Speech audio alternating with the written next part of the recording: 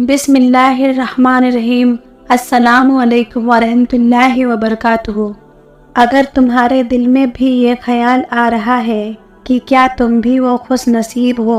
जिनको अल्लाह उनकी मनचाही चीज़ अता करके उन पर मोजज़ात के दर खोलने वाला है, और अगर तुम किसी मोजज़े के इंतज़ार में हो तो याद रखो कि अल्लाह अपने बंदे को उसकी पसंदीदा चीज़ से नवाजना चाहता है तो ये एक ख़ास निशानी उसे पहले दिखाता है। मेरे रब का कुरान इस बात की वजाहत कर रहा है कि वो किन लोगों के लिए मोजज़ात के दर खोलता है, किन लोगों को उनकी मनचाही चीज़ अता करता है और किन लोगों से नाराज़ होकर उन पर अपने रहमत के दरवाजे बंद कर देता है। तो याद रखो कि अल्लाह तुम्हारी मनचाही चीज़ को तुम्हारे नसीब का हिस्सा तब बनाता है जब तुम्हारे अल्फाज नाकाम हो जाते हैं और अल्फाजों की जगह आंसू तुम्हारा हाल दिल बयान करने लगते हैं, जब तुम्हारे सब्र की आखिरी हद होती है और तमाम दरवाजे बंद नजर आते हैं, मगर दिल फिर भी कह रहा होता है बस थोड़ा सब्र, और ये दरवाजे जो तुझ पर बंद नजर आ रहे हैं एक दिन तेरा रब एक नहीं बल्कि हजारों दरवाजे खोल देगा। जब कोई दुआ कबूल होने में वक्त लेती है तो तुम्हें लगता है कि बस अब कहानी ख़त्म हो गई है और फिर इंसान वो दुआ मांगना ही छोड़ देता है, मगर शायद कहानी तो वहीं से शुरू होती है। वो कुन कहता है और मोजज़े हो जाते हैं, वो कुन कहता है और तकलीफ़ें नेमतों में बदल जाती हैं, वो कुन कहता है और तुम्हारे आंसू सुकून में बदल जाते हैं, वो कुन कहता है और टूटे दिल जुड़ जाते हैं, वो कुन कहता है और बंद दरवाजे खुल जाते हैं और रास्ते आसान हो जाते हैं, वो बस कुन कहता है और चीज़ें हो जाती हैं। याद रखो तकदीर और किस्मत से ज़्यादा ताकत दुआ में होती है, और जानते हो कि वो कौन सी ऐसी ताकतवर दुआ है जो तुम्हें दोनों जहानों की एक एक चीज़ खरीद कर दे सकती है। वो है अल्लाह से हिदायत की दुआ। इस दुआ में इतनी ताकत है कि अल्लाह कहता है कि जब मेरा बंदा मेरे पास हिदायत की दुआ लेकर आता है तो मुझे उस पर इस कदर प्यार आता है कि मैं उसकी पसंदीदा दुआ पर कुन फरमा देता हूँ और उसकी दुनिया और आखिरत दोनों संवार देता हूँ। अगर तुम अल्लाह से अपनी मनचाही चीज़ पाना चाहते हो तो याद रखो कि जब बंदा मोमिन अपने रब के साथ मुखलिसाना ताल्लुक़ रखता है और उसमें कोई मुनाफिकत नहीं रखता, कोई फरेब नहीं रखता, तो अल्लाह का ताल्लुक़ भी उसके साथ वैसा ही होता है। अल्लाह फरमाता है कि मेरा बंदा मेरे बारे में जो कुछ गुमान करता है मैं वही सलूक उसके साथ करता हूँ। अगर तुम अल्लाह से मोजज़ात के दर खुलवाना चाहते हो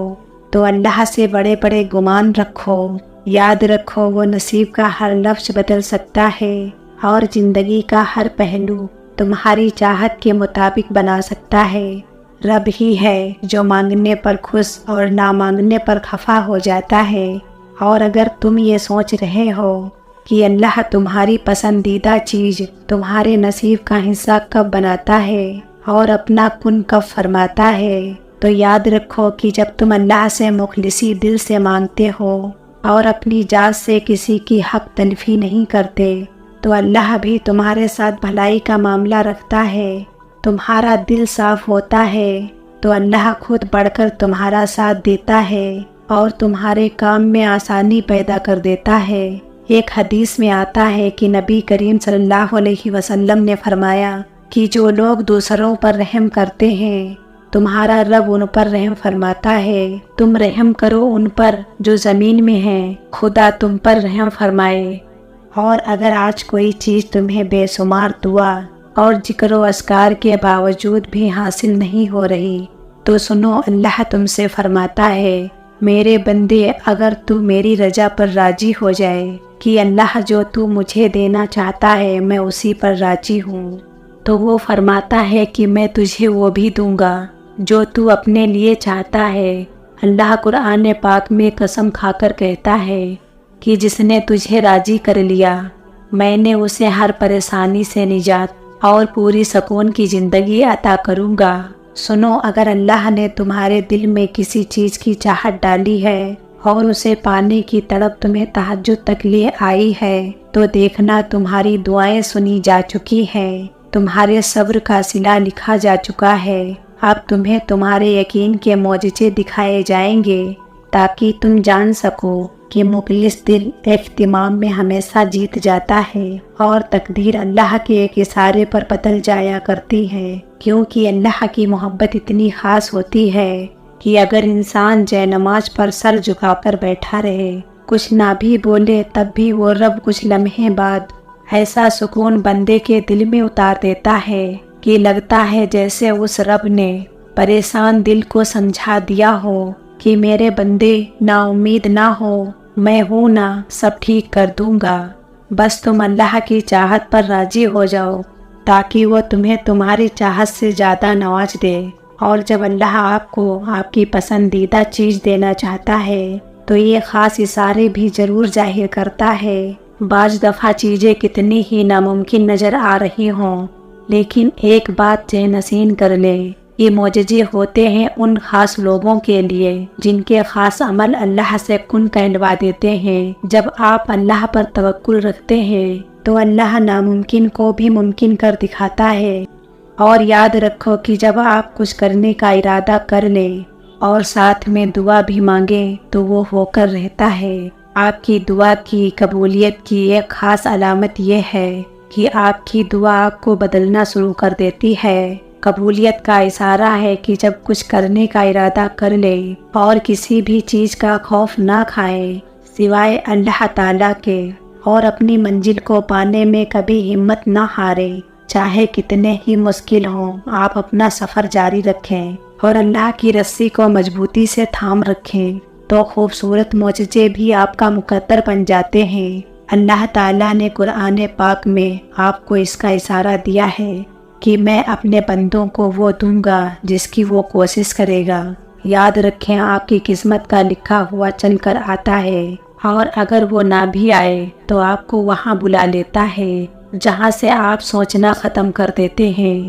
وہیں سے اللہ کی تدبیر کام کرنا شروع کر دیتی ہے، اور وہ چیز آپ کے وہم گمان میں بھی نہیں ہوتی، وہی آپ کی قسمت میں لکھی ہوتی ہے۔ جانتے ہیں اللہ اچھوں کے ساتھ کبھی برا نہیں کرتا، اچھوں کے امتحان زیادہ ہوتے ہیں،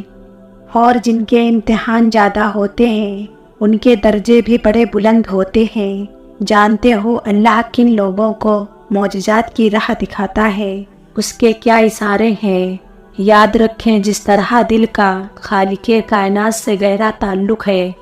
بالکل اسی طرح تہجد کا وقت خالق کائنات سے گہرا تعلق ہے۔ اس وقت وہ رب اپنی رحمت کے ساتھ متوجہ ہو کر آپ کو اس سے قریب کر کے آپ کی فریاد کو بڑی غور سے سنتا ہے،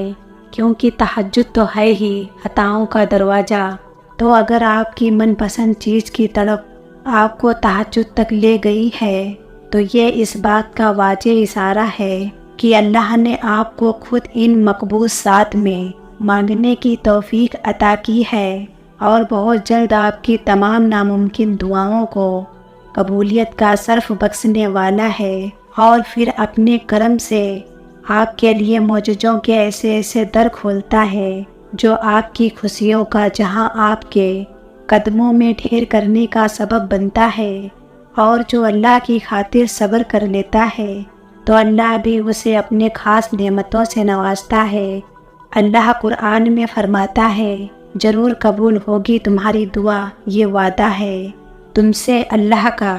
اللہ تمہاری بہتری کے لیے دیر ضرور کرتا ہے، لیکن وہ نہ نہیں بولتا ہے آپ کی دعاؤں کو، نہ اپنے وعدوں کو، اور بے شک وہ اپنے وعدوں کا بڑا سچا ہے، ان کی تمام خواہشیں پوری کرتا ہے جو وہ چاہتے ہیں۔ کوئی بھی کہانی جو تہجد تک پہنچ جاتی ہے پھر وہ کبھی ادھوری نہیں رہتی۔ تہجد میں بہنے والا ہر آنسو اللہ سے کن کہلوانے کی سفارش کرتا ہے، اور تہجد کی نماز ہی معجزوں کا ذریعہ ہے۔ اور یہ یاد رکھو کہ جو آپ کے نصیب میں بہتر ہے وہ آپ کو آپ کی تہجد کی دعاؤں کی وجہ سے بہت جلد حاصل ہو جائے گا، جس کا آپ کو انتظار ہے، جس کے لیے آپ روتے ہیں، جس کے لیے آپ راتوں کو اٹھ کر دعاؤں میں مانگتے ہیں۔ اور یہ یاد رکھیں کہ آپ دعا تک خود نہیں پہنچتے، بلکہ آپ کو دعا تک لایا جاتا ہے، اور آپ کے ہاتھوں کو دعا میں اٹھنا اس بات کی نشانی ہے کہ اللہ آپ کو نوازنا چاہتا ہے۔ جو اپنے آپ کو اللہ کے قریب کر کے اللہ کے ہو جاتے ہیں تو اللہ انہیں اپنے سوا سب سے بے نیاز کر دیتا ہے، پھر وہ کسی کے محتاج نہیں رہتے، وہ بس اللہ کے در کے غلام ہو جاتے ہیں۔ وہ صبر کرنا سیکھ لیتے ہیں، اللہ کی رضا میں راضی رہتے ہیں، اور اللہ کی مدد ان کے لیے وہاں سے آتی ہے جہاں سے کسی کے گمان میں بھی نہیں ہوتا۔ پھر ان کے لیے اللہ راستہ خود بناتا ہے۔ اور یہ بات یاد رکھیں کہ صبر انسان کو تب آتا ہے جب وہ اللہ پر بے پناہ یقین رکھتا ہے۔ اور سوچو، جس شخص نے